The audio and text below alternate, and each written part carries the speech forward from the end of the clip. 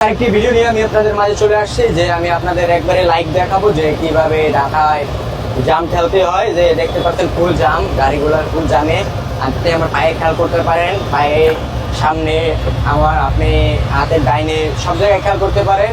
তো আমি এই যে আস্তে আস্তে 2 নম্বর গিয়ারে ফেলালাম, এই যে এক্সিলেটার হালকা পাড়া দিলাম, ক্লাস কিন্তু ছেড়ে দিয়েছি ইজি। তো এইভাবে আস্তে আস্তে জাম ঠেলবেন। তো আস্তে আস্তে যাবেন, ডাইনে বামে চারিপাশ খেয়াল করে রাখতে হবে সব সময় যে ডাইনে বামে সব কিছু ক্লিয়ার আছে কিনা। এই যে যখন শুরু হবে আমি হালকা হালকা ব্রেক পাড়া দিব, এক্সিলেটার পাড়া দিব, ক্লাস পাড়া দিব কিভাবে। তো আপনারা দেখবেন, যারা নতুন বিশেষ করে তারাই বেশি ফলো করবেন আমাকে, আমি যে কী করতেছি, তাহলে অনেক কিছু বুঝতে পারবেন। আমার পাশে যে একটা হেল্পারে থাইকা যেটুকু শিখতে পারে, আপনি যদি আমার ভিডিওটা ফলো করে রাখেন, সবসময় মন দিয়ে দেখেন, তাহলে আপনি আমার হেল্পারের মতোই বুঝতে পারবেন যে কতটুকু হেল্পারে, একটা হেল্পারে যতটুকু দরকার আপনি সে ততটুকু পারবেন। এই যে আমি এই যে ব্রেকে পাড়া দিলাম, দেখুন একবারে সোলো করে দিলাম। এই যে আবার 2 নম্বর গিয়ার, ক্লাস থেকে পা উঠাই নিলাম। যখন আমার গাড়ি রানিং হয়ে গেল, ক্লাস থেকে আমি পা সরিয়ে নিলাম। তো সবসময় গাড়ি রানিং হয়ে গেলে ক্লাসে পা দিয়ে রাখবেন না, সরিয়ে রাখবেন। ক্লাসে পা রাখলে অনেকে মনে করে যে ক্লাস প্লেট হয়ে যায়, এমনটা না। যদি আপনি ক্লাস পা রাখতে পারেন, যদি কিন্তু ক্লাসটায় পাড়া দিবেন না, মানে প্রেশার দিবেন না। প্রেশার দিলে ক্লাসটা ক্ষয় হয়ে যায়। পা রাখলে সমস্যা নাই, কিন্তু না রাখারই চেষ্টা করবেন সবসময়, যে ক্লাসে পা রাখবেন না টোটালি। এই যে আবার সামনে গাড়িটা চলে যাচ্ছে, তো আমি আবার টান দিলাম। দেখেন এই যে আমার পায়ের দিকে খেয়াল করতে পারছেন, আমি সব কিছু কিন্তু ইজিলি করতেছি। হ্যাঁ, ডাইনে ভাবে সবসময় খেয়াল করে রাখবেন, বিশেষ করে লুকিং গ্লাস। ঢাকা শহরে যত লুকিং গ্লাস তাকাবেন তত আপনার উপকার হবে। আমি একটা পয়েন্ট বলে দিই যে ডাইনে বামে সবসময় লুকিং গ্লাস ফলো করবেন।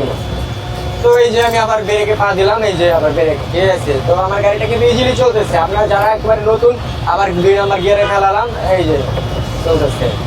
যেহেতু আমার গাড়ি মিডিয়াম গাড়ি এবং খালি গাড়ি, তো আমি 2 নম্বর দিয়ে চালালেও সমস্যা হবে না। যখন লোডে থাকবে তখন আমি গিয়ার কিন্তু একে দিব। যখন লোড গাড়ি থাকবে গিয়ার একে দিয়ে চালাবো, তাহলে কি আমার গাড়িটা কাঁপাকাঁপি করবে না, ইঞ্জিনটা নিরিবিলি লোড নিতে পারবে, এটাই।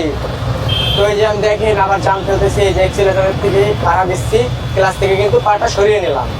যখন এক্সিলেটারে পাড়া দিব তখন ক্লাস থেকে পা সরিয়ে নিব আস্তে আস্তে। হ্যাঁ, তাড়াহুড়া করবেন না, তাড়াহুড়ার প্রথম কিছুই তাড়াহুড়া করবেন না। এই যে আবার দেখেন পায়ে খেয়াল করেন, আস্তে আস্তে ক্লাস ছাড়তেছি, এক্সিলেটারে পাড়া দিচ্ছি। যত আস্তে ধীরে করবেন ততই ভালো, তাহলে গাড়িটা কাঁপাকাঁপি করবে না। হ্যাঁ, যখন আপনি আমাদের মতো প্রফেশনাল হয়ে যাবেন, তখন আপনি বুঝতে পারবেন যে গাড়ির ভাষাটা, সেটা বুঝতে পারবেন যে গাড়ি কি বলতেছে। গাড়ি কিন্তু আমাদের সাথে একটা, আমরা ও একটা কথা বলে সেটা আমরা বুঝতে পারি যে এখন গাড়ি কি বলতেছে।